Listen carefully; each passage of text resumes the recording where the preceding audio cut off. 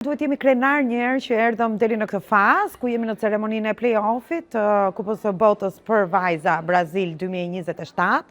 gjë që është e para herë edhe në historinë e futbollit të vajzave në Shqipëri. Kështu që deri në këtë fazë kemi bërë maksimumin ton edhe vajzat kanë qenë të jashtëzakonshme në fushë, stafi teknik ka qenë jashtëzakonisht suportiv, por mbi të gjitha edhe vetë federata.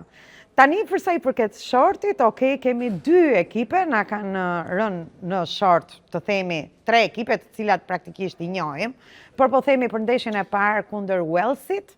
e njohim shumë mirë, sepse kemi luajtur këtë vit, pavarësisht se ndeshja e parë ishte një rezultat jo shumë i kënaqshëm, ndeshja e dytë që u luajt në Elbasan Arena tregoi një performancë të jashtëzakonshme të vajzave tona. Mundet fare mirë, jo vetëm ta kishim barazuar të ndeshje, por edhe ta kishim fituar, kështu që kam shpresa, kam optimizëm dhe sikur se thonë gjithmonë stafet tona, apo siç thot profesor Grima, duhet i marrim ndeshjet me radhë, një nga një. Ne themi me tonën shpresojmë të fitoj Rumania. Edhe Norvegjinë e njohim, është një kundërshtar që e njohim dhe sigurisht kemi luajtur, por kemi luajtur një kohë të hershme, që do të thotë në arkun kohor të 2 viteve.